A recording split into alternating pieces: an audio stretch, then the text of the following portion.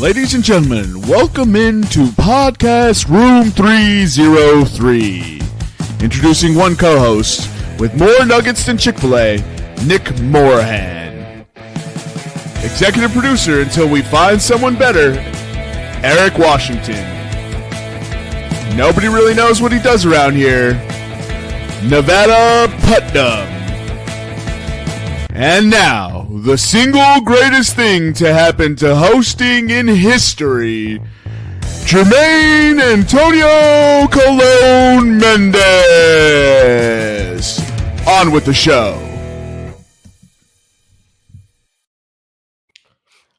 Ladies and gentlemen, welcome into Podcast Room 303, episode 302.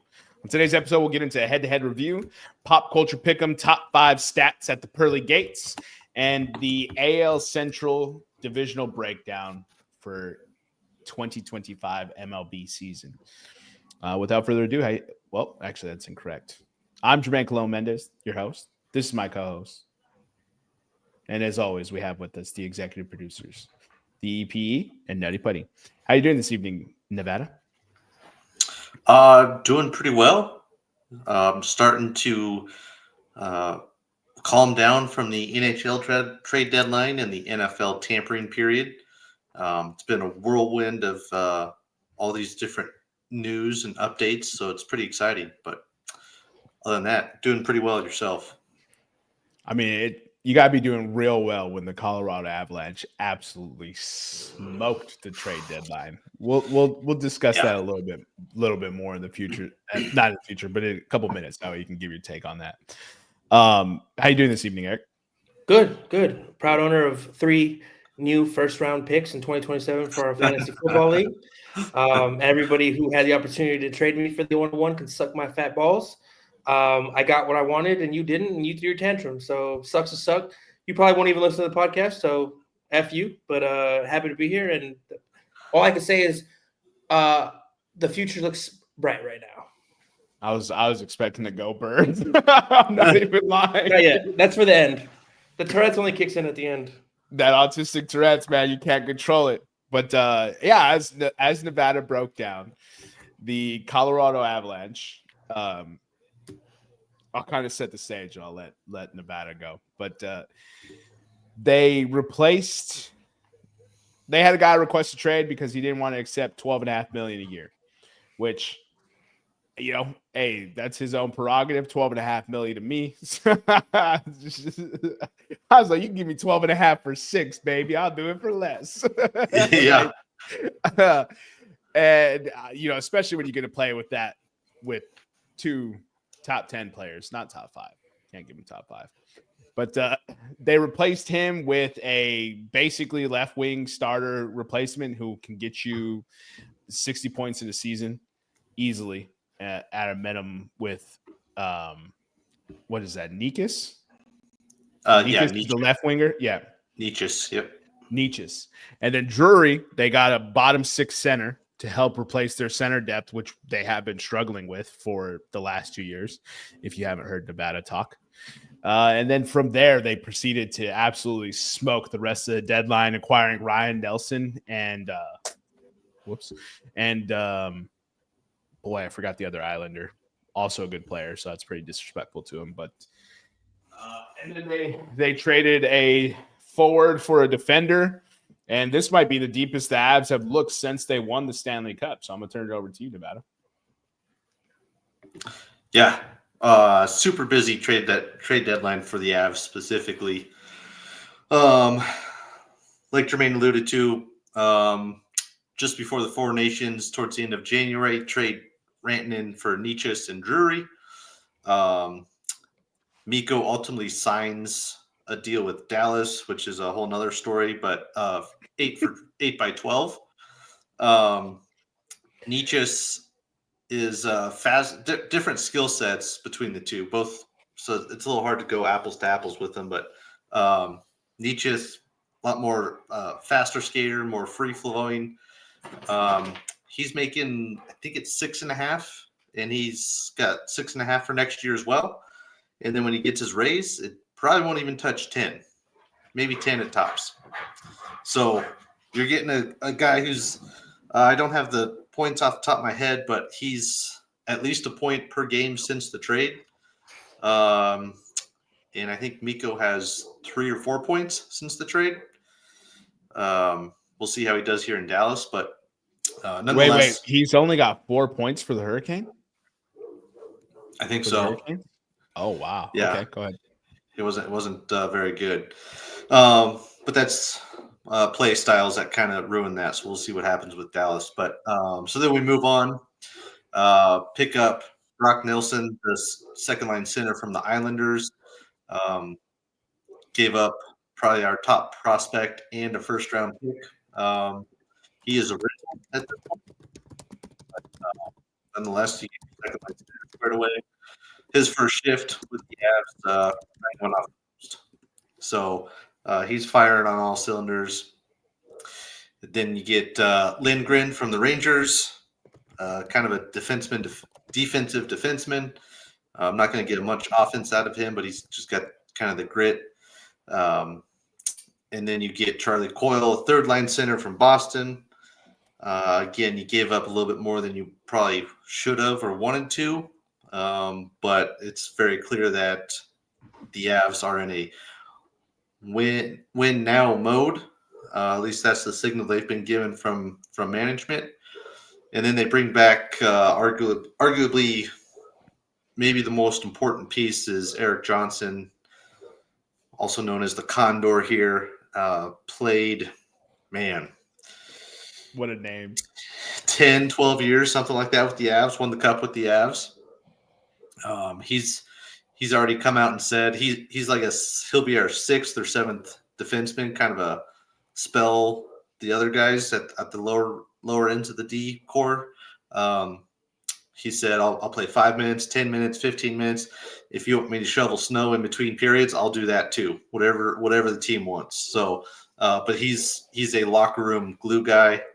It's already been showing up in the couple games that he's been back. So that's kind of where his talents are going to be relied on are in the locker room, especially when the playoffs start, since he's been there, and it was just a few short years ago that they went all the way. So very busy, a lot of retooling for the Avs, and that it's easy to forget. They also changed both their goaltenders before the turn of the year.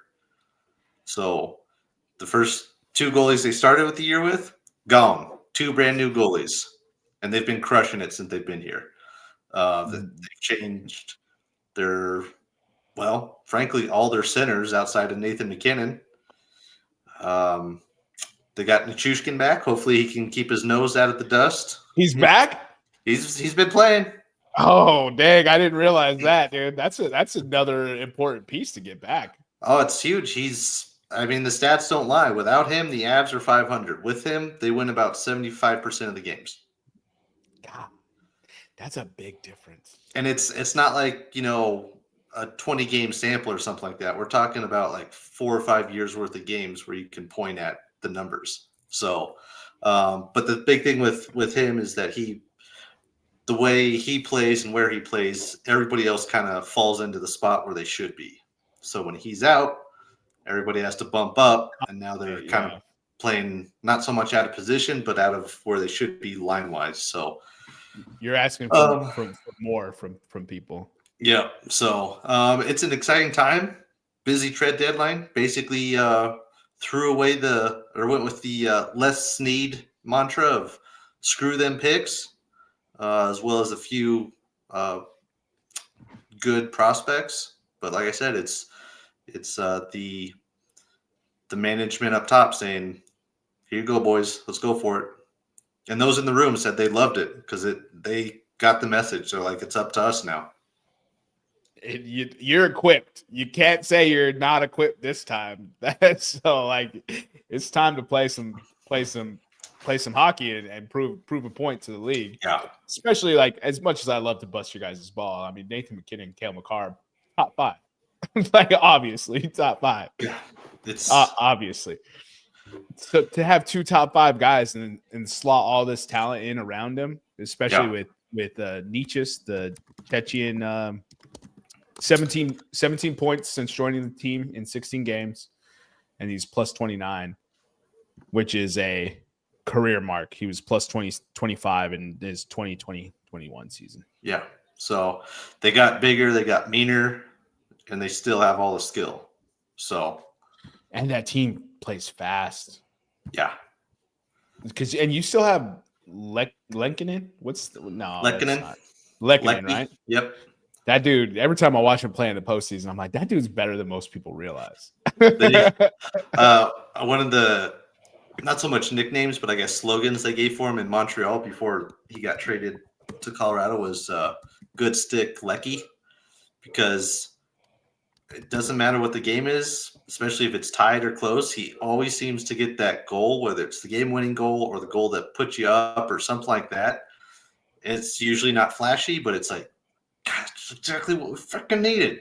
He makes winning plays, dude. He does. He really does.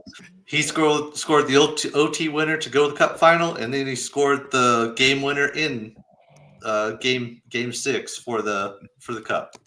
Good there it is. Play. There it is. That winning plays. He proves it every time I watch. I'm like, that kid's good. Blackhawks acquired a first and a goalie. I'm very excited about, even though the Avs put 3 on him. We just don't have a good defense to help him, but he's the best goalie we've had in net since Corey Crawford, probably. Oh, sure. So I'm pretty excited about that. We got another first. So that means through the 2026 draft, the Blackhawks from 2022 to 2026 will have 2 first-round picks minimum in each year. Which is which is how you want to rebuild, you know what I mean? So and we just called up our 2024 number 2 overall pick. I'm very excited to get him on the ice and play with my boy Connor.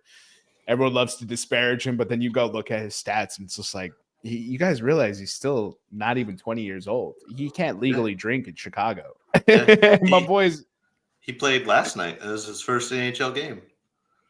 He played last night. I didn't get to watch last night. I was what was I doing? Probably nothing. Oh yeah, dinner. I was actually with your parents.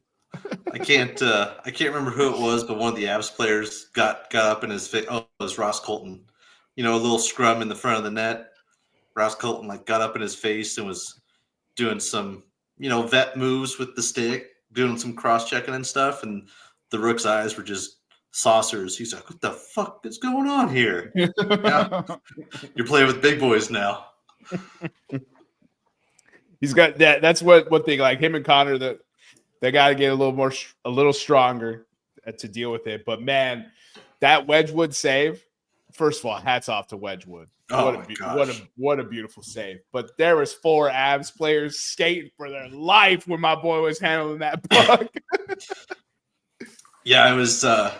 It kind of was a decent defensive play where they were able to get the puck off Bedard's stick, but he was just able to get it back, and everybody overskated it, and then it was just a big old yawning cage with the goalie on his ass, and then Connor shoots it, and Wedgie just sticks out the left pad and just kicks it sky high. There was a lot of heads up IQ plays on that play, but I was just like, look at all those Avs defenders skating by, dude. I was like, we'll be all right, Connor. We just suck right now. We'll be good, bro. Yep, your time's coming. It just ain't now. Eric, did the Flyers do anything? Not of note. I think they traded away somebody young, but it wasn't somebody it wasn't that Matt Vey kid, and it wasn't the other kid that's been killing it for us. So. And I don't know enough about hockey to have a valid opinion on this, so they were more so sellers at the deadline. Yeah, good riddance. And then the day after, all of our players came out and said, "We trust our GM, but we don't really know what the fuck he's doing." So I was like, "Yay, that's good to hear." That sounds like your fantasy team. That's hurtful, but I know what I'm doing. 11 first-round picks in the next 2 drafts. Come at me, boy. Now, hopefully those just translate into valuable players on the field too, but whatever. Got to hit on the picks for sure. Let's get into head-to-head there then. All right, let me get this pulled up. Boom. All right. Hold on one second. Last thing before we get into last thing on the trade deadline. The Florida Panthers. Oh, they got Marchand or whatever his name is. Oh my God. They made a couple. They got Seth Jones and Marchand. They basically said, we're trying to run this back, baby. But didn't Tkachuk get hurt the day after the trade? That's what let them do it. They put him on long-term IL, so his salary comes off the books, and then they got the Blackhawks to keep salary from a top right-handed defenseman. Some Vegas night shit, huh? Yeah, they did some Vegas Pretty night much, shit. yeah. Yeah, they're not going to win because of it. Yeah. I don't know. I just cursed them. Well, the Vegas Knights did win because of it, so I know maybe. Nah. But yeah, I was like, oh, they made some pretty good moves. So I can't wait for postseason hockey. I tell you that much. Same, dude. I can't wait. It's gonna be awesome. Since there'll be no postseason basketball for me, I'm really hyped for no postseason hockey for me either. So, bro, the Chicago Bulls are trash, and we're still gonna make a play-in game. No matter, I'm rooting for the Avs. That's fuck it. I got nothing else, so I'll jump on the train with you guys and hope you guys get a second one in 4 years. Oh, I'm gonna do the diabolical thing and root for the Stars. I was gonna say that's looking like a crash course collision for the first round. I've liked too many Texas teams in the last 6 months. I got to stop liking Texas teams. You literally got the Mavericks sacrificed because I liked them, and then immediately God started knocking them off. He was like, the big fella gone, the other big fella gone, this big fella gone, Kyrie gone. They had 8 players on Monday available to them. You want to be a Stars fan? Go for it. Yeah, you know what? I won't bring my bad juju your way. I'll take it to your biggest rival. Right. I got you, bro. The fact that that's going to be a round 1 matchup should tell the NHL. Well, honestly, it guarantees they get the matchup, so maybe they're not too upset. But it should tell them that, hey, maybe your playoff format needs a little bit of a tweaking. Oh yeah, there's been a lot of talk about changing that, and I think last I heard they weren't really interested in entertaining the idea because one of their biggest reasons for it was to create rivalries more frequently. No, yeah, that's what I was saying. Like they're guaranteeing the matchup. You know what I mean? So it's like, I get it. But I think any adjacent casual hockey fan would much rather see that kind of series later on.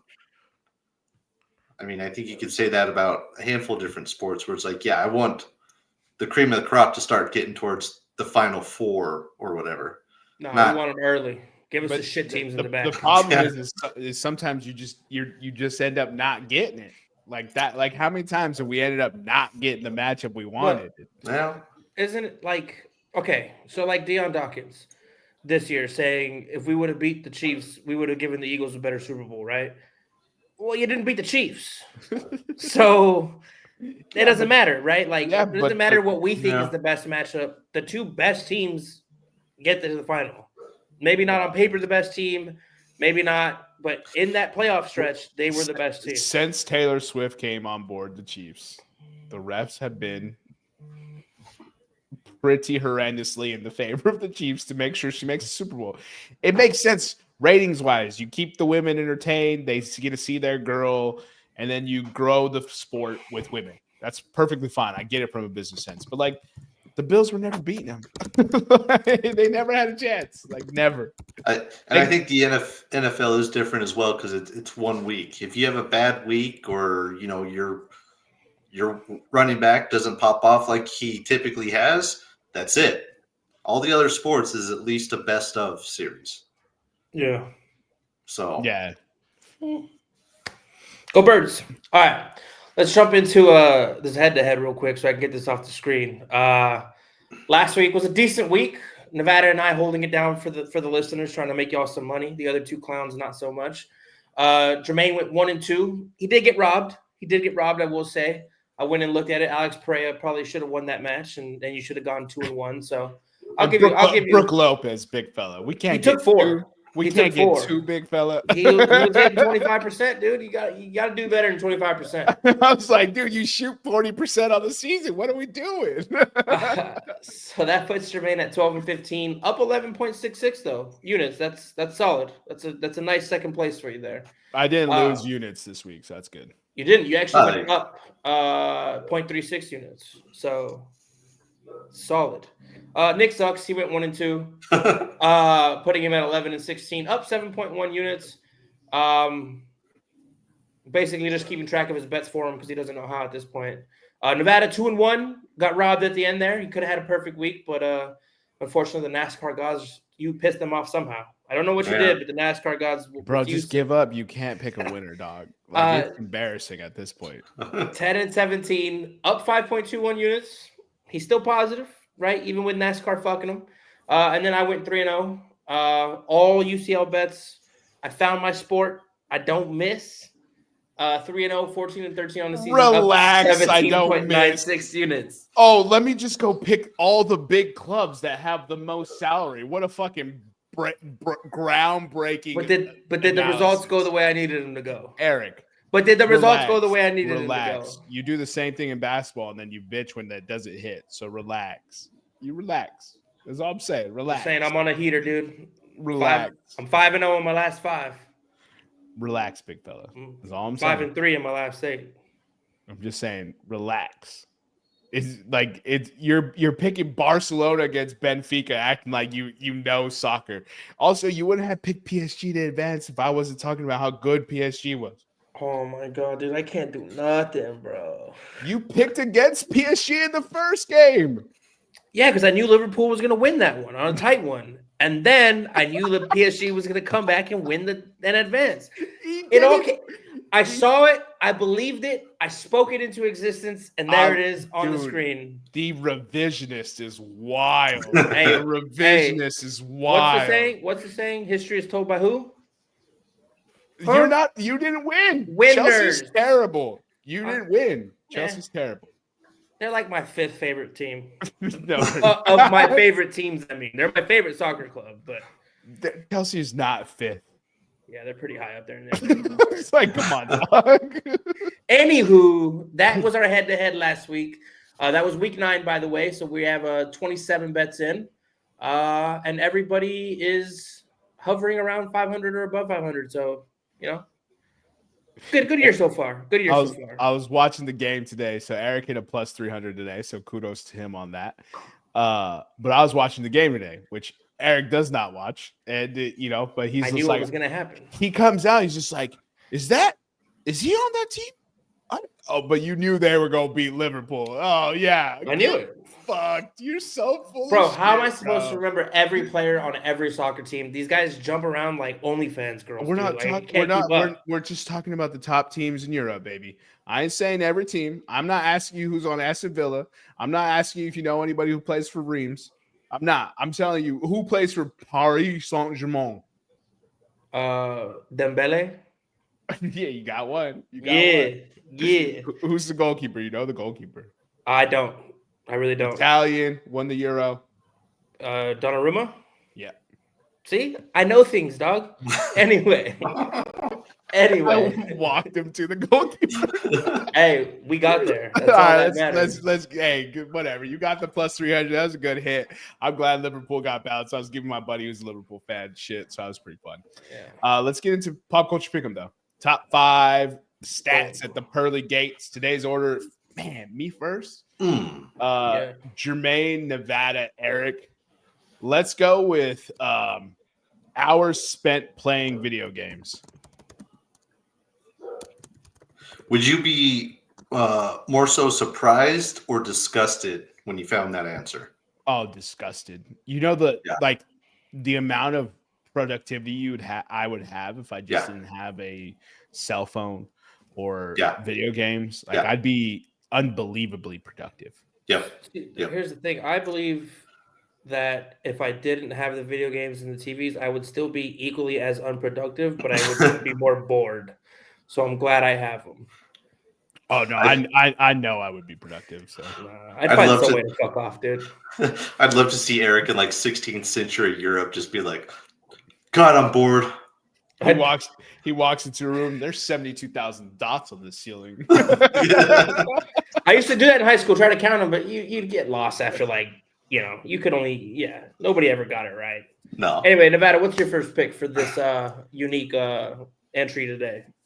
Yeah, I would like to know like near death misses or near serious accident misses, something along those lines. You said near death misses. Yeah, we'll just go with near death experiences that I had no clue of. That's a good one. No, that is a good one. Yeah. Oops, it's not supposed to be like that. There we go. All right. Man. All right, I got one. I wrote this down.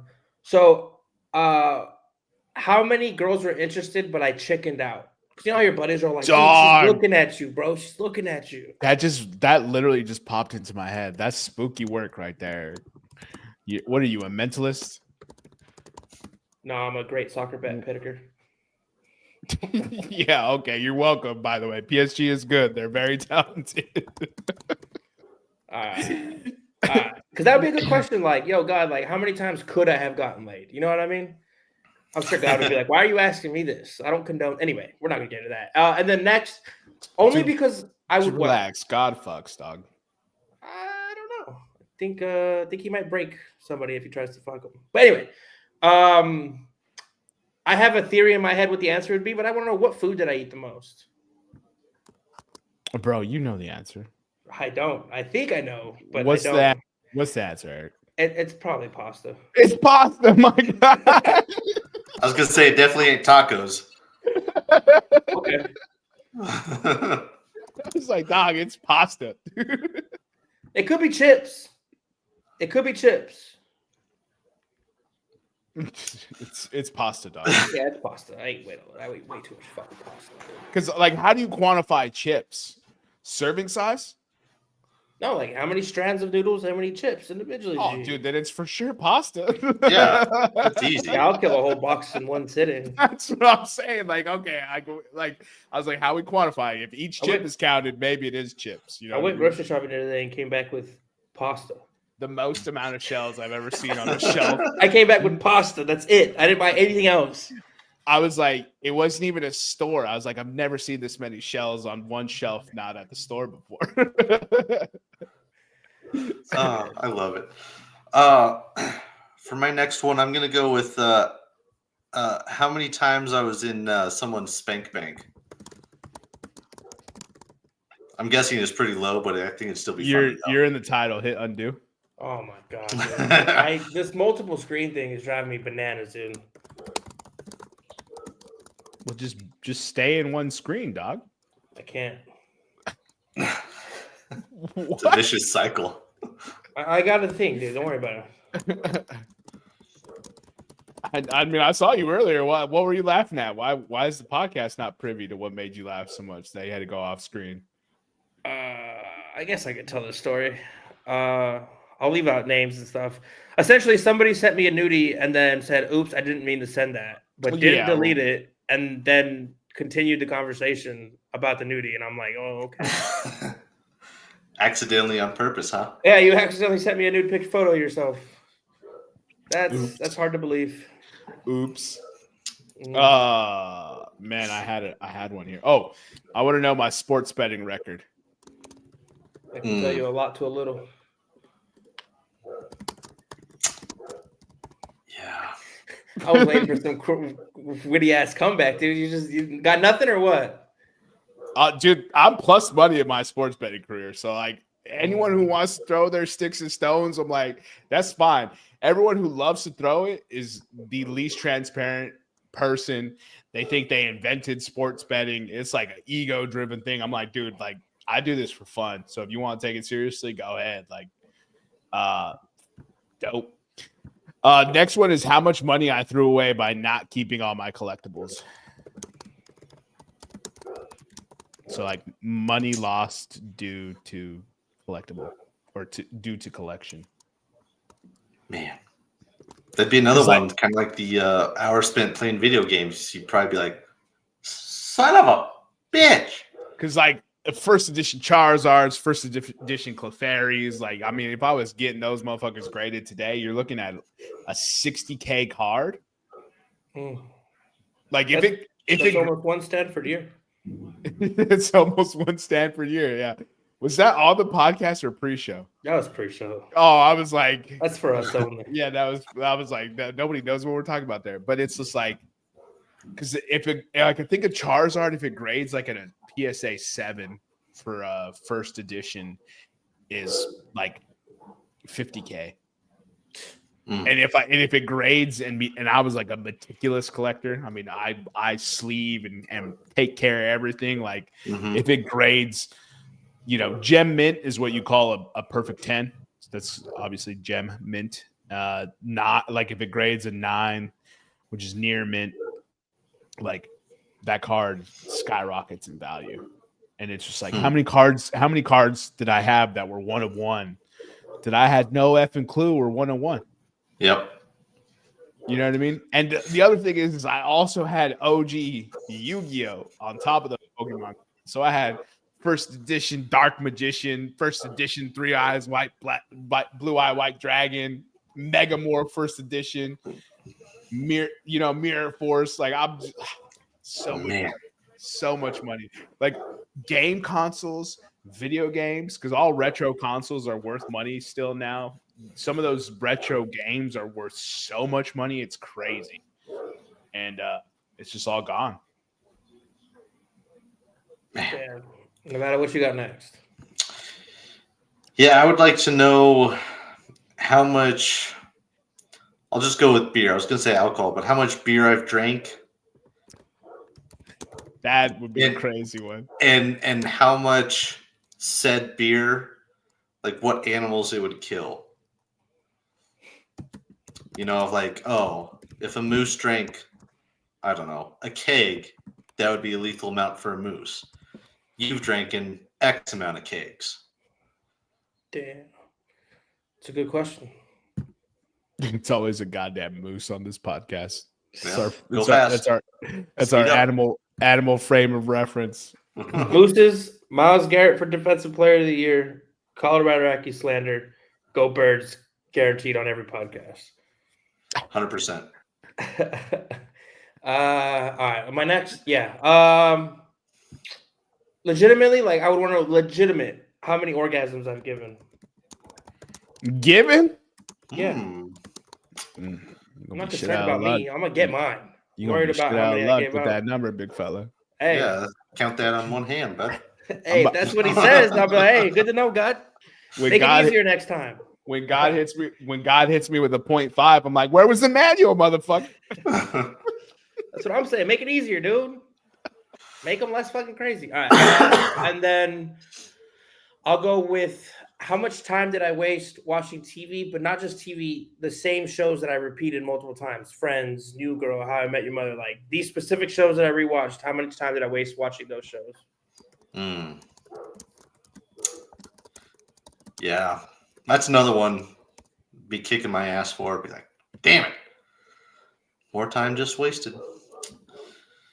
My next one, I'm going to go with how long would all my dookies make? How many miles are we talking? I mean, it's got to be miles, right? Yeah, it's got to be.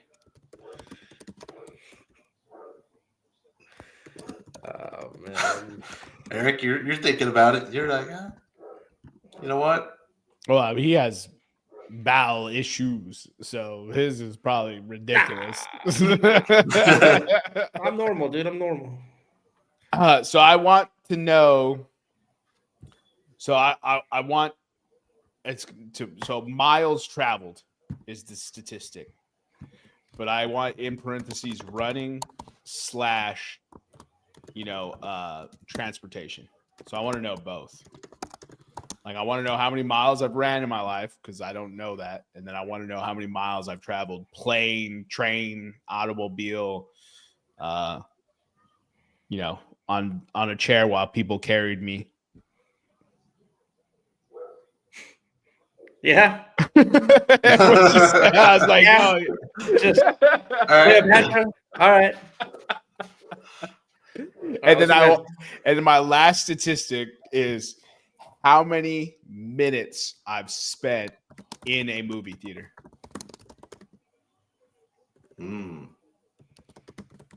Working or not working?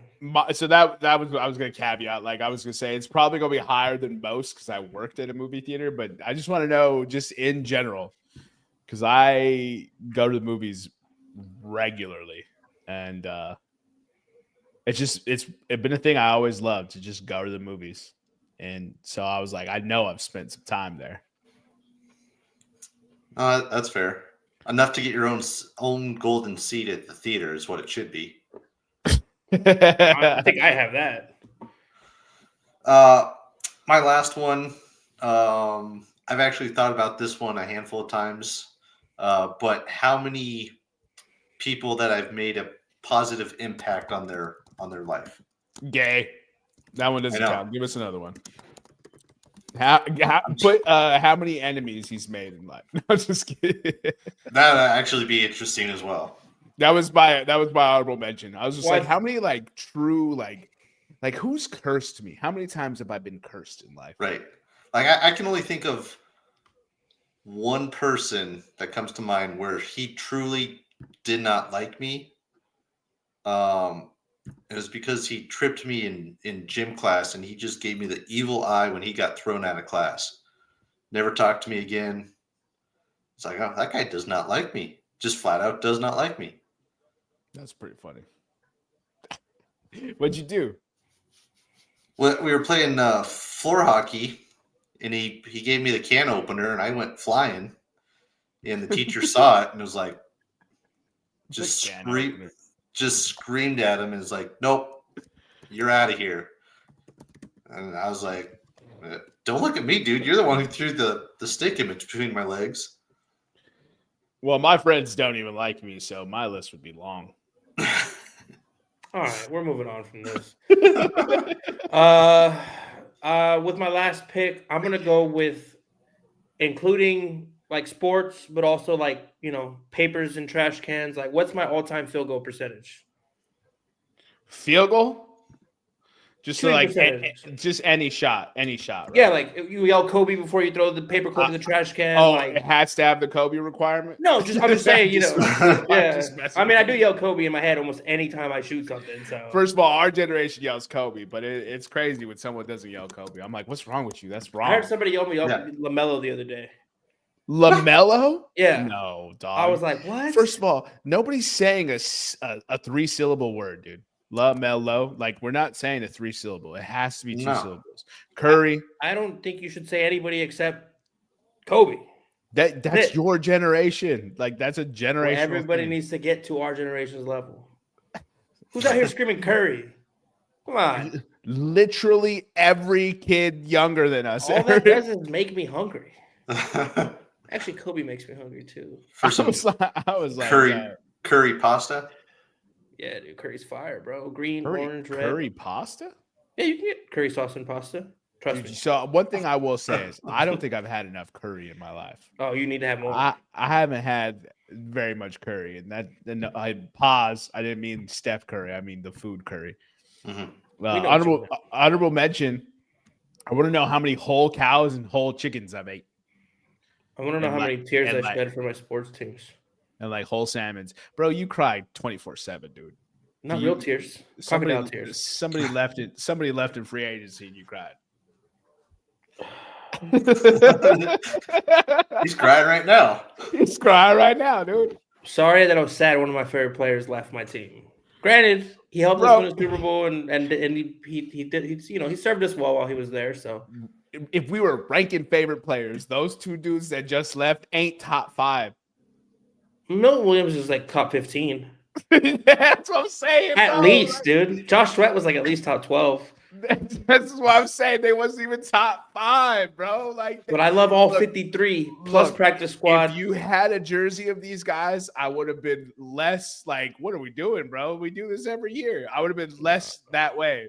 But you don't have jerseys for those guys, and you was acting like you've been standing for Milton. You started standing for Milton Williams when everyone put him on the free agency list. Yeah, you didn't heard me for the last 2 years talk about how that guy doesn't get enough love from Philly fans because he's solid. This year, I heard it this year. Yeah, but We're not. that wasn't long enough. This I'm year, the just whole gonna- year, I gave you the whole year, bro. But last year, no. Last year, you hated your team, so nobody got love. That's not true. All right, I'm just gonna go through the list here. All right. So top 5, you get 1 stat at the pearly gates. Jermaine had first pick, hours spent playing video games. Solid question. Sports betting record. How much money I threw away by giving away collectibles. I've witnessed firsthand him give away shit tons of collectibles. Miles traveled, running, and transportation, and how many minutes spent in movie theaters. I'd say probably a lifetime. Nevada near-death misses. How many times was I in someone's spank bank? It's a good one, buddy. How much beer I've drank and what animal would die having if he consumed that much beer? What would be the length of all my dookies? And how many people did I make a positive impact on their life? And I had the third pick. How many girls were interested, but I chickened out? What food did I eat the most? How many orgasms had I given? How much time was wasted rewatching shows?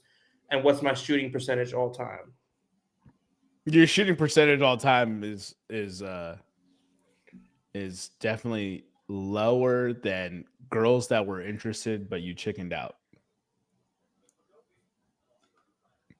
So, like, let's say I shot 50%. You're saying, yeah, there was more girls interested. It's not a negative. I wasn't talking shit. No, I'm just trying to work through it's a worded math problem, so I had to work through it real quick. Yeah, I was like, dude, I'm not talking shit. I promise. No, I get it, bro. I've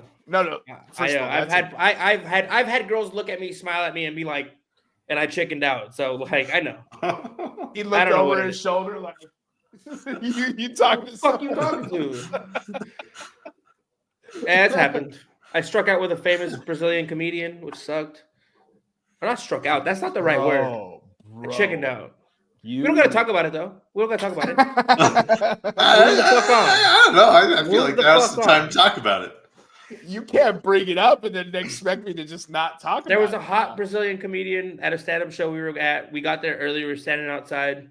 Maybe just chatting, smoking vape or something. Just chilling. It was me, you, and JB just posted. I had the cooler, and so we were all sipping on whatever we had in the cooler at the time. I don't remember. Probably some Claws or some Coors Lights or something. It sounds like me. Probably Coors. But yeah, so she walked by, smiled at me, said hi. I didn't say shit. They were like, what guys' friends do when they clearly see that a girl's interested in their buddy. And then she walked by again and smiled at me again, said hi again, and I chickened out again. And then she made fun of my big balls while she was on stage. She made it a point to call me out from the stage, which was, the dead giveaway that she was interested. But whatever, it is what it is, dude. I struck out. Then he didn't go talk to her afterwards is what killed me. So here's the thing. So me and my buddy, and Eric hates tall people. So we're both tall, right? And I hate tall people. I'm envious. So we're both tall, and she talked to him, and we were both like, "Yo, my guy," and then he was just like, "No." She was just being polite, which is always a possibility, very much so, right? It was walked past one time, but the second time she comes back and specifically hollers at the boy again. I'm just like, dog.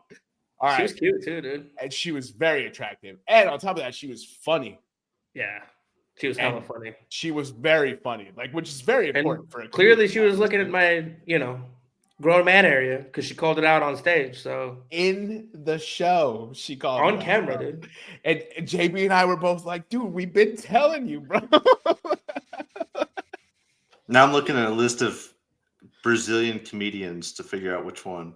So here, I'll help you narrow it down. We saw her perform for Don't Ask, Don't Tell comedy. So you can go. It's Jade Catapretta. Oh, well, that was like the first one that came up. Yeah, it's Jade Catapretta. Right. She's here, in you those guys progressive commercials get a now. beer. She's in the progressive commercials now. And the progressive commercials? Yeah. I don't recognize. She's in some progressive, not a lot of them. She's in like 1 or 2 progressive commercials now. Man, I guess I haven't seen these commercials. I struck out, dude. I could be sitting on Easy Street right now. I don't know what comedians / commercial actors make, but I could be on Easy Street. Hey, you know what? She's got a name and a bunch of pictures on Google. That's good enough. You've made it. Hey, and there was 2 witnesses to the story, so it's not like I'm running around making shit up. There was 2 witnesses to it. So a little bit at the very beginning, I was a little bit gassing my boy up, but I was like, obviously she's kind of like she's feeling the boy, you know what I mean? So I was like, yo, man, shoot your shot, like trying to give my boy like, yo, you got this, you know what I mean? The old shoulder rub and pat on the ass as I pushed him into the ring to get KO'd. Yep. Like, Hey, it wasn't meant to be, dude. It wasn't meant to be. He didn't believe us. And then we're in the middle of the show and we're not in the front row. Because usually the front row people are the ones that get hounded. Yep. Nah, she found my boy. She found my boy specifically. As like me and my boy, we were just chilling, having a good time. Like, I was like, "You're not gonna go talk to her?" He's like, "No." Hey, what are you doing? What are you doing? Some people just like to see the world burn, dude. See, that's a. I like to see my own world burn. That's a situation where the team's driving at the 50, they fumble it, and you're like, you know what? Your knee was down. I'll give it back to you. They fumble it again, and you're like, you know what? I was offside. It's not a turn. It's back to you. And then the ref on the third time is like, all right, here we go. Throws it right to the middle linebacker. You're like, yeah, nah, you guys keep it. Just go 3 and out. Yeah, it was definitely bad, dude. Eric's the Bills in an AFC championship game, dude. That's not where you want to be. Just coming up short. I don't like that. I don't like that at all.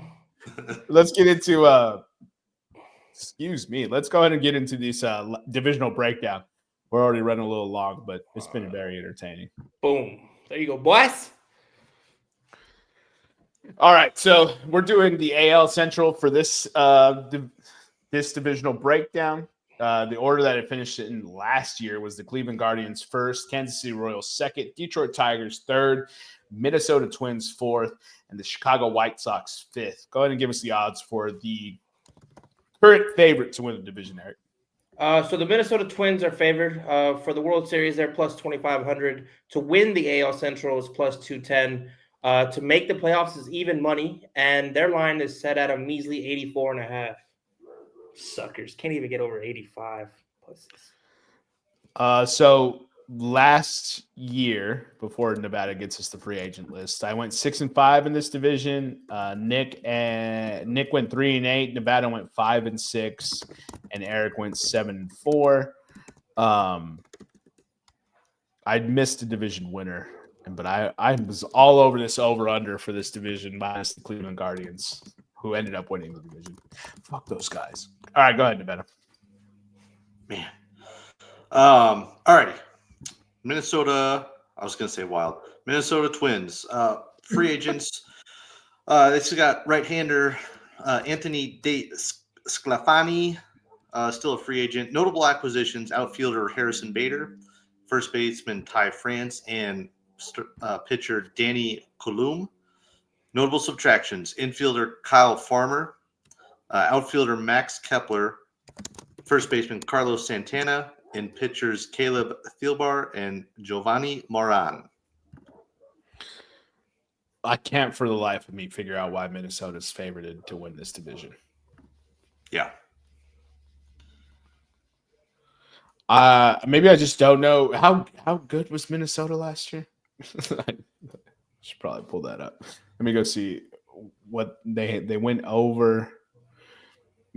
They were under 86.5 last year. So now they're 84.5 this year. Is it just a byproduct of everyone else getting worse? I thought Kansas City had a good offseason again. I know Detroit had a good offseason. I don't know. Give me the under. I'm fading consensus here. I'm going to go the under and then no on the rest. Under. Yeah, I'm not sure why they're favored to win the division at this time. I mean, granted, as Eric will mention here shortly, really it's a four-team race for the division, so it's pretty much wide open. So I guess someone has to be the favorite. Good point. Good counterpoint. Not the most sturdy point, but it's a counterpoint nonetheless. Yeah, I think the big thing is that they're trying to bank on their young pitching prospects, which I don't know. We've seen how that can bite you in the ass if you don't have a top tier guy. If you have one person that pops off, maybe, but it looks like they got a couple three that they're hoping that might hit. I'm concerned about that. I don't want to rely on unproven guys that are coming up either from AAA or the new thing is from AA. So that kind of worries me for Minnesota. Their offseason acquisitions as far as free agents, I can't say they move the needle for me really that much. Losing Carlos Santana doesn't, unless he wasn't good last year, but that's not good. Yeah, I don't know. I don't see. They finished fourth last year. I mean, yeah, they could finish it's stupid, but they could finish first or they could finish fourth. It's that close in this division. But for me, I'm not going to take them to win the division. I'll have to double check on playoffs, but probably not for now. And I'm going to go under on the over under right now at 84.5. Yeah, I agree with that. So division finish, I'll give you at the end, like I've done the last two, Eric. I'm gonna talk through them all, see what we think consensus wise, where we vary, and then I'll give you the finish on that. So you both are going under. Nevada, you're undecided on playoffs. Jermaine, you're decided it ain't happening. Yeah, I may change it at the end, but right now I'm going no. All right, so we're moving into the next team, right? The Kansas City Royals are plus 3,000 for the World Series, plus 270 to win the AL Central, plus 110 to make the playoffs, and their line is 83.5. What? What'd I do? Nah, it's just like, yeah, we're moving to the next team. I gotta tell my brain what to do, bro. I'm not like normal people. I gotta kick it into gear. It just got me because I was like, well, yeah. Like, that was more of a for me thing, not for the listeners. All right. Some free agents still for the Royals that they have outstanding. Outfield Robbie Grossman and pitcher Will Smith. Notable acquisitions, Jonathan India, pitchers Carlos Estevez and Michael Lorenzen, and outfielder Joey Weimer. They lost pitcher Brady Singer, second baseman Adam Frazier, outfielder Tommy Pham, infielder Paul DeJong, and first baseman Yuli Gurriel. Paul DeJong getting replaced by Jonathan India is kind of, if not a wash, it might be an upgrade. I like the additions of Estevez and Lorenzen, and I don't see a ton that I dislike from subtraction wise with Kansas City. Mm-hmm. Plus, I fully expect Bobby Witt Jr.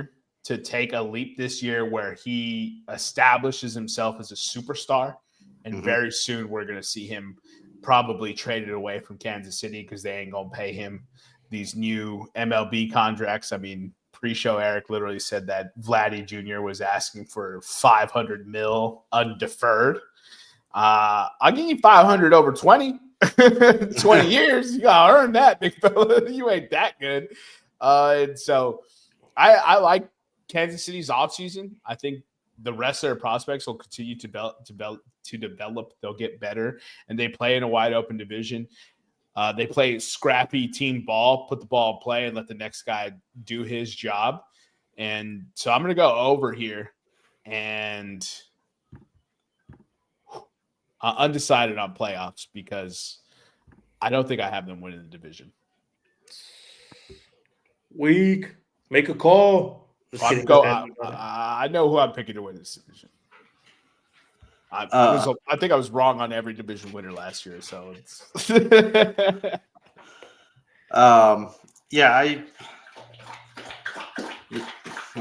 perfect timing, Roscoe.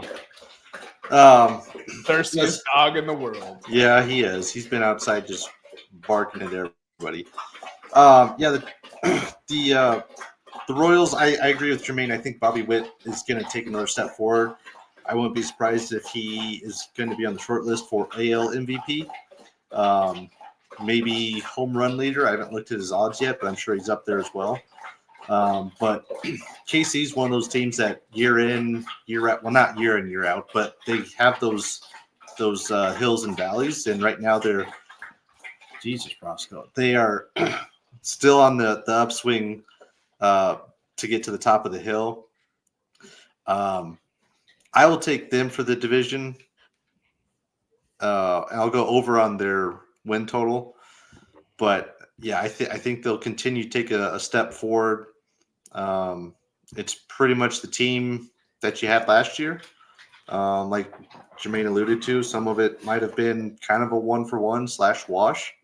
So I think another year, I think they can get it done this year. Is this the team with that Bichette kid? No, it's Toronto. Oh, okay. Well, I still picked them to win the division. I'll just tell you guys now. I think Kansas City wins the division. Okay. Yeah. Very good. You're gonna reveal your whole thing again at the end. Nah, I already said it. I already said it. Don't worry. Okay, you said that piece. There's still other pieces to be said. Don't worry. We'll put you on the spot. All right. We know you love the spotlight. All right. Next, Detroit Tigers. Decent stadium, by the way. It looked pretty cool. Didn't get to go in it, but it looked pretty cool from the outside. Fucking bastards. Yeah, I know, right, dude? All right, yeah. Detroit Tigers plus 3,500 for the World Series, plus 270 to win the AL Central, plus 110 to make the playoffs at 83. The exact same line as the Kansas City Royals, 83.5. This division is pretty tight, man.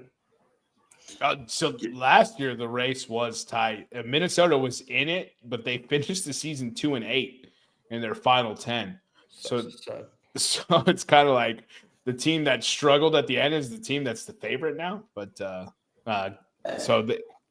Cleveland had 92 wins last year. Isn't that just like the Minnesota thing, though? Come up just short? Yeah. Especially field goal kicking. Detroit had 86 wins last year. Take it away, Nevada. All right. No notable free agents. And really just one notable subtraction, pitcher Alex Fado, who was traded with the Rays. They did have a lot of notable acquisitions, which are pretty much just all pitchers. The only outlier is second baseman Gleyber Torres. Other than that, pitchers, Jack Flaherty, Alex Cobb, Tommy Conley, John Brebbia, Jose, I always never say this last name, Jose Urquidy. I know. I know. Yeah, I think you got it right. And then Andrew Chafon, pitcher as well. So, first of all, maybe I'm a traditionalist where I think hitting for average and having good pitching is good baseball. Mm-hmm. In today's day and age, it's all about the long ball. I love what Detroit did this offseason. For a team that was already kind of overperformed last year. I thought they were a trendy sleeper team to pick. I didn't see 86 wins though. I was just thought they could be a 500 team and maybe win this division. Also, I didn't see Cleveland have 92 wins either. So because I took the under on them and they just shit all over that bet. I love what Detroit did this offseason. They went out and took a lot of very, from a contract standpoint, very good contracts. And should it not work out, they can easily unload them to contending teams. But for the sake of my bets, I hope it pans out. I'm going over, yes, to make the playoffs and division winner. So that'll put them at first for the finish. Yeah, I think one of the key notes for the Tigers is that they were able to trade starting pitcher Jack Flaherty at the trade deadline, got prospects, and then he still came back in free agency. So yeah, that's a nice little trade. When I first saw Alex Cobb's name on there, I got a little excited, and then I remembered I wouldn't say he's fallen off when he was with San Francisco, but he definitely took a couple steps down. I think primarily because of injuries. So if Cobb can stay healthy, I think they could definitely make a push for the division. I think it's kind of I wouldn't necessarily say low risk, high reward, but I mean, if you sign Cobb, you're expecting him to go through some injuries. But yeah, I have them. I'll go over on the wins. I gotta think about who I got for playoffs. I'm gonna say no for now because I think I have 2 from the East, if I'm not mistaken. AL East, yeah, you have the Yankees and the Sox, and you're undecided on the Orioles. Both of you are still undecided on the Orioles. I'm gonna switch the Orioles and Yankees now that Garrett Cole's out for the year. Has that been official already? Yeah, he's getting Tommy John surgery. Officially done for 2025. So you want me to change Yankees to no, and then add yes to Baltimore for you? Yeah. And then switch Baltimore to second and Yankees to third? Sure. All right. Jermaine, does the Garrett Cole thing have any effect on you? Oh, dude. I mean, you're taking away probably give me 20 wins. Give me what Nevada just said. All right, I'll echo the same sentiments. I might regret it because the Yankees will just trade for somebody, but that could be. Yeah. Now, Nevada, I'm sure you don't want to change it because you took the Yankees to go under, but Jermaine, you took them to go over 91.5. Do you want to stick with that considering their ace is gone? No, I don't. No, I was already questioning like if they could stay healthy. And when I saw the reports, and I was like, of course, he gets this news after we did the division. So it's like I hadn't seen the report come through of I turned off a lot of notifications, but I didn't see the report come through that he actually had Tommy John. So yeah, it happened today. Not the surgery, the notification. Yeah, I don't know when the surgery's happening. Okay. No, all right. So fuck the AL East. Back to the AL Central. You do want, or you don't want the Tigers in the playoffs, right? You sticking with that? I'll have to think about it. Okay. So let me. Oh, I thought you were talking to me. I was like, I got them winning the division. No. Because you're undecided on the Royals. He's undecided on the Twins and the Tigers. I'm out on the Twins. We can just book that. No. Yeah, I already put. No, I'm talking about for Nevada. Yours is already in there. The only one that you're undecided on is Kansas City. You haven't decided on that yet. Yeah, I gotta look at the next division. Yeah. I just want to make sure I get it right because I don't want no shenanigans at the end next year when you're like, oh, no. So we're getting it right live on air. Yeah, we've done this before, and you've still put it in wrong. So. Well, you didn't need to be hurtful. So he said hurtful. He all called me out right. because of my shenanigans. But where are we at? All right. So Nevada, sorry to cut you off, brother. You're still talking about Detroit. Go ahead and finish up. I don't think I had anything. I think I had over on wins. Yeah, over on wins. No for the division. Maybe on the playoffs. For your brain, we're on to the next team, Eric. Yeah. All right. So for Eric's brain, we're moving on to the Cleveland Guardians. They are plus 4,000 for the World Series, plus 300 to win the AL Central, plus 120 to make the playoffs, and their line is 82.5. Yeah. Guardians, no notable free agents. Notable acquisitions: catcher Austin Hedges, pitcher Shane Bieber, first baseman Carlos Santana, and then all pitchers Paul Sewald, John Means, Luis Ortiz, Jacob Eunice, and Slade Cecchoni. Subtractions: pitchers Matthew Boyd, Alex Cobb, Nick Sandlin, and Eli Morgan. Second baseman Andreas Jimenez. First baseman Josh Naylor, and outfielder Miles Straw. Man, they lost a lot of productive players. Yep. They did fill in a lot of productive players too, which is Cleveland Guardians are just a well-run organization. I don't think they'll ever get back to the World Series if they continue with the same tactics, but they'll be competitive every single year, which is, I think, like what they want. It's like them and the Rays is like, we just want to be in it every year. And then if it goes perfect, then we'll make the attempt to go all in, but we're never going to pay anyone a Juan Soto type contract. Right. I'm going to go ahead and take the over here on 82.5. I don't think they got bad enough. And Jose Ramirez continues to be one of the most disrespected players in all of baseball. I just don't feel like people talk about him enough. He's the best third baseman in baseball. And it just kind of blows my mind that he continues to fly under the radar while continuing to win the division and take his team to the postseason. Like, even though every offseason we seem to doubt the Cleveland Guardians. So I'll take over, and I would wait on the playoffs to have them in the wild card hunt, and then I'll give you the order later. But I'll take the over 82.5. Okay. Yeah, I would like to see the Guardians spend a little bit more. I know it's kind of hard to say because they're not going to spend, but maybe spend a little bit more wisely if you're going to be shrewd about it. Not to say they had a bad free agent class, but I think if you wanted to truly compete and be a clear-cut favorite in the division, we're not asking you to spend, like Jermaine said, Juan Soto money. But all these teams, their projected payroll is between like 100 and 140 million. So you don't need to go crazy.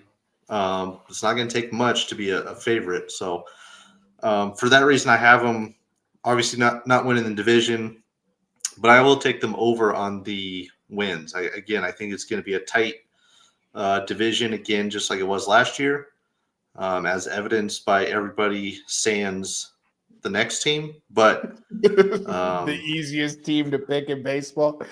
Yeah. If they could have done just a little bit more for free agency, I would have loved to write on them, but I don't think so. Not right now. I'll take the up and coming Royals more so than I like the Guardians. Yeah, I feel like I doubted the Rays last year because I went with the trendy up and coming Red Sox, and then, or not, maybe it wasn't last year, but it was the year before or something like that. But I doubted like the Rays or the Brewers because I picked something trendy, and then there was just that team just doing what that team does. I feel like the Cleveland Guardians are that team now. So I think it's a good pick. I think Kansas City to win any of the three teams that made the playoffs last year from this division, which is why they're highlighted green, I think are all good picks. I just don't see the Minnesota love over these other three teams. Yeah, I don't see it either. So we're just going to go ahead and do we want to cover the next team? I don't think so, right? Just tell me if you got over under on the 53.5. Is there any notable that you want to talk about? Because I feel like I took over, if that makes a difference to you guys. I'm gonna take over, Eric, by the way. Yeah. With all my baseball knowledge. It's just they'd have to lose like another historic season. They lost 121 last year, and right now Vegas has them at 110, essentially 110 losses. Basically, yeah. I just think, and I know Nick told us that they were unlucky based on his Pythagorean theorem every year. No, not so they lost that many games and were one of the most they were one of the most lucky teams. Mm-hmm. Is what it was. So yeah. It's like, dude, I would like to know what the odds are for them to go under 53.5. Is that like super plus money? Because we don't have it listed here on the sheet. But if that's super plus money, I might feel froggy. But I just can't see them doing another 110. I just don't see it happening. It's a weird game. I just don't see it happening. I'll take the over. But they're going last in this division. They ain't doing nothing. Oh yeah, that's the easiest bet of this division. Watch them win it. Yeah, be in contention with a month to go. If they win it with plus 25,000, Eric. Oh my God, Vegas will go bankrupt. No, nobody's betting that though. Well, there's one guy in Chicago right now who's drunkenly like, my team's gonna win it. I'm gonna go put a couple bucks on them to win the division now.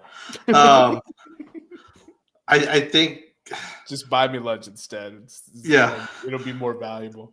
It's Obviously, I think it wouldn't be surprised if they try to move on from Luis Robert Jr. Before the deadline, who's pretty much the only thing they have, and it's not saying a whole lot, but I don't know. I also get scared with these teams where everybody counts against them, and they got a bunch of young people. Granted, they don't have like young great prospects that are, shimmering light for them this year. But those teams also scare you, kind of like the Nationals of a couple of years ago, where they're easily going to be the worst team, but they're scrappy. So 53 is low, but man, they're gonna win 54 to watch. It's so low. It's like it's not just 100 losses; it's 100 and some more. You know what I mean? I know. Essentially obviously you're losing every series that you play, but you're basically losing 2 out of every 3 games in a series. Dude, to hit that. And what happens if they put together a 10-win streak? Then your bet's gone. Barbecue chicken, yeah. Dude. Yeah. They go on a 10-game streak to go 24-77. You're like, well, there goes my bet. Screw it. I'll take the under. Why not? Let's make it exciting. There's no point in rooting for over at this section. That's a good point. I just looked at it. It's minus 110 both ways. I'm not even getting plus money at the over. So, dude, I'm with the battle. Let's ride and let's make the Chicago White Sox season interesting by putting money on the line for them to not win games. I will check daily. I will check daily to see if the Chicago White Sox have won a game. I'm at alerts. We always had the group chat for it. Just tweet the 303 Twitter account. Chicago White Sox are now 4-8 or whatever their record is. We had like the weekly update for Luis Suarez batting average? Yeah, a couple years ago. We were trying to get to 400. Yeah. Well, now we're on the White Sox watch.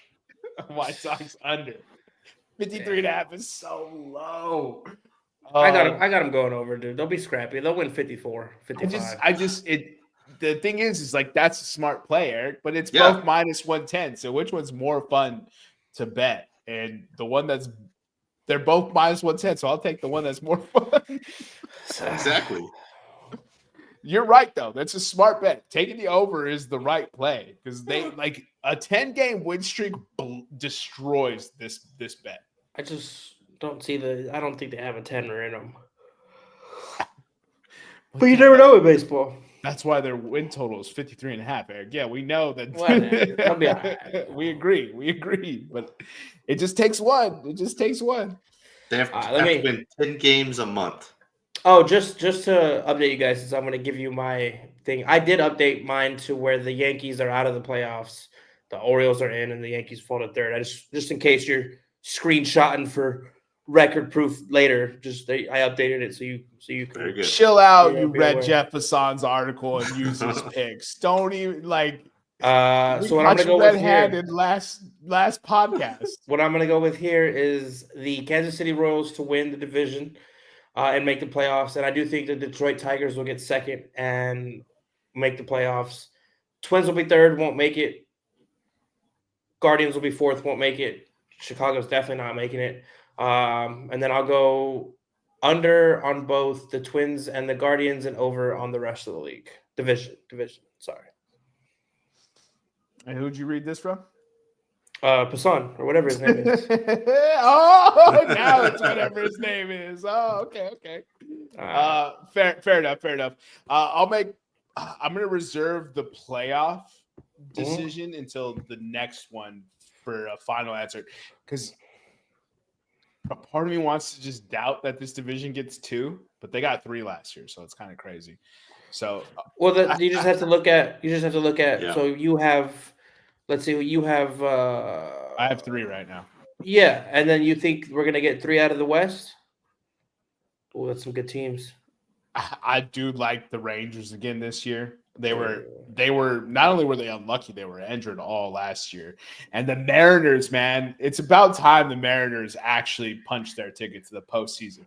So that's why I'm kind of reluctant to take 2 from this one, because I do think from that perspective, but I'll like to go through the thought exercise of seeing the additions and subtractions as Nevada breaks them out, and then us discussing the divisions before I give the final answer.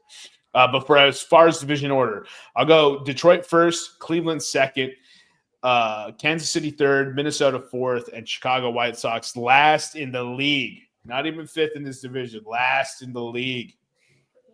Interesting. Okay. No, I said that last year. I don't think I have the confidence this year. Rockies is looking real good for that last in the league pick, baby. Yeah, we'll get to that nightmare later.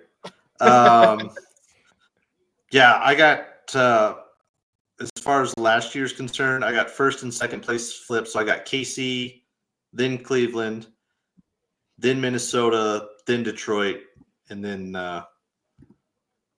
the second team that resides in Chicago. So for you, realistically, either Cleveland makes the playoffs or doesn't, and that's your second team from here, and that's for the same for you, right? You guys are both deciding on Cleveland, basically, because you're not going to get 3 from this division. Yes, you answered that correctly. All right, you can go ahead and put a no next to the Chicago White Sox for me, though. I'd appreciate that. Man. I don't like seeing that empty. I'm not hedging anything there. Get them bugs out of here. They ain't making nothing. What was I gonna say?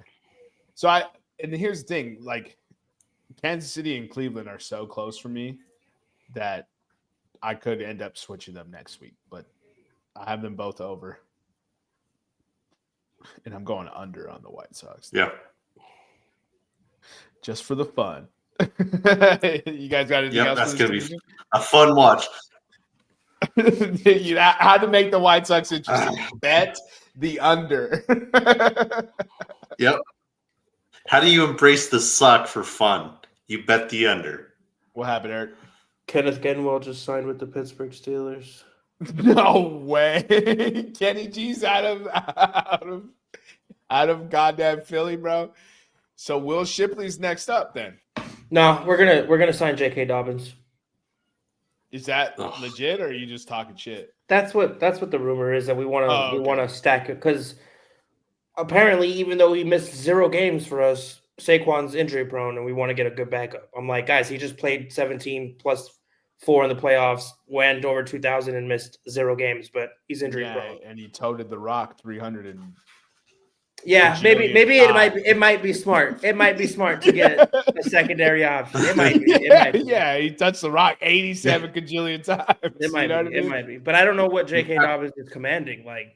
Well, J.K. Dobbins was good for the Chargers and didn't get signed. So yeah, but I'm saying our O-line compared to their O-line it's night and day. What I'm saying is he's clearly not commanding a lot, Eric. That's tight. We can get him for like 3.5 mil. I'll do that. I'll pay that out of pocket. Well, with the salary cap increase, it might be a little more than that, but yeah, a percentage of the cap. I'd like to see maybe a little bit more consistent or healthier running back than JK. But yeah, if you're getting a guy to back up a guy who's injury prone, you don't get a guy who's injury prone. Who's more injury prone than your starter? For the last 4 years. Yeah, but his injuries are out the way. Oh yeah, we got him out the way. That's how that works. You know okay. What I mean? He front-loaded him, so he's good. Man. Yo, Kenny G might be a sneak pickup in fantasy for that Pittsburgh team. It depends on what. So I feel like I forgot they don't have a quarterback. It feels like Pittsburgh's going to draft a running back based on that being their only move, and then the Pittsburgh Steelers are waiting on Aaron Rodgers' answer. Dude, why? Why is it? You know what? I've made my peace with it. Everybody knows I think that dude's washed, and I can't believe he's getting another shot. The fact is, he's better than 15 other quarterbacks in this league. Trade for Kenny Pickett. Cleveland took a shot. Now they're going to have a stud quarterback for the next 5 years of Kenny Pickett. Watch. Cleveland is drafting a quarterback, Doc. No, they're not. None of these guys in this draft besides Quinn Ewers are worth a damn. Bro, is there a single quarterback you like? Quinn Ewers. Oh, jeez. Tell me you drink the Kool-Aid without telling me you drink the Kool-Aid. Bro. Quinn Ewers. Come Okay. on. Okay, this podcast is off the rails. Go Birds! You guys got anything for the 10s and 10s on this? Nah. All right, so thank you for joining us for the AL Central breakdown. Don't forget the podcast motto, fade us. Follow our sister pod, Revenge on the Pod, on all things social, wherever you get your podcasts. Follow Podcast Room 303 on Instagram, Twitter, and YouTube if you want to watch the video version of this. For myself, Jermaine Colon Mendez, for my co-hosts. And as always, we have with us the executive producers, DEP, and Nutty Putty. We'll see you next time when you come on down and step into the room.